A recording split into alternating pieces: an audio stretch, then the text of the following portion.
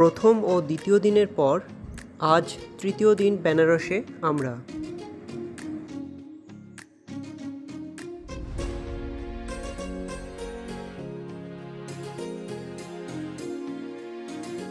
পূর্ববর্তী ভিডিওতে তুলে ধরেছিলাম গঙ্গাবক্ষের নৌকা ভ্রমণ, রামগড় ফোর্ট এবং গঙ্গা আরতি।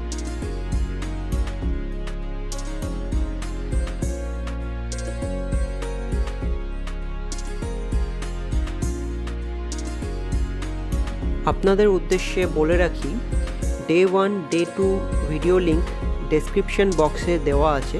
যারা প্রথম এই ভিডিওটি দেখছেন তাদের বলবো প্রথমে ডে 1 এবং ডে 2 ভিডিও অবশ্যই দেখে নেবেন।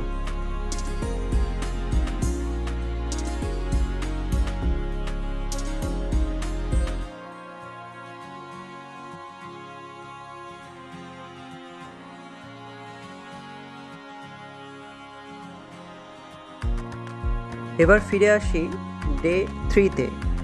ডে 3-তে আমরা বেলার দিকে পুনরায় কাশী বিশ্বনাথ মন্দিরে যাওয়ার সিদ্ধান্ত নিই, কারণ প্রথম দিন পুজো দেব বলে ফোন হোটেলেই রেখে গিয়েছিলাম।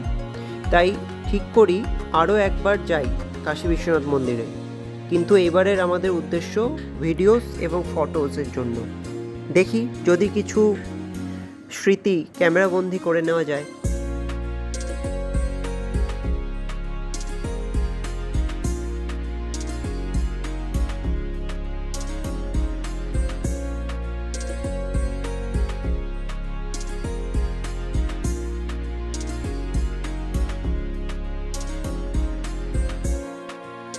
এক্ষেত্রে আপনাদের জানিয়ে রাখি, কাশী বিশ্বনাথ মন্দিরে পুজো দেওয়ার বিভিন্ন উপায় রয়েছে।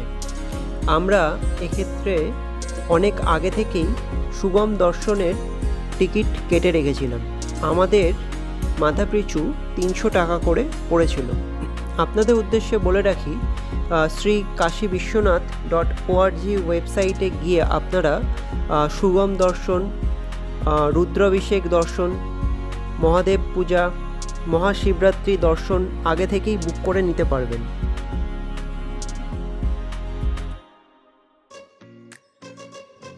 শুভম দর্শনে আপনারা পুরোহিত এবং পুজোর প্রসাদ পেয়ে যাবেন।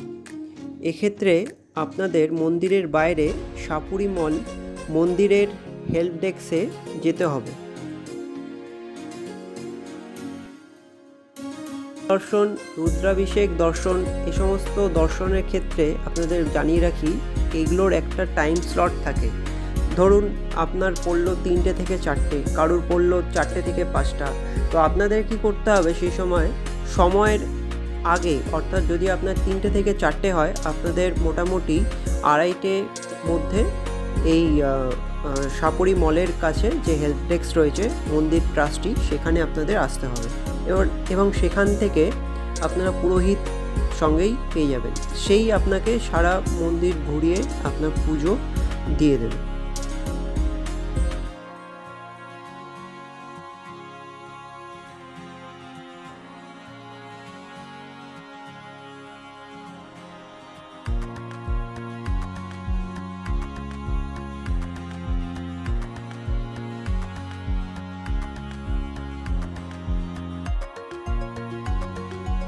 মন্দিরের ভেতরে কোনো রকম ভিডিও বা ফটোস তোলা নিষিদ্ধ, তাই মন্দিরের যতটা পেরেছি কাছ থেকে আপনাদেরকে মন্দিরকে তুলে ধরার চেষ্টা করেছি।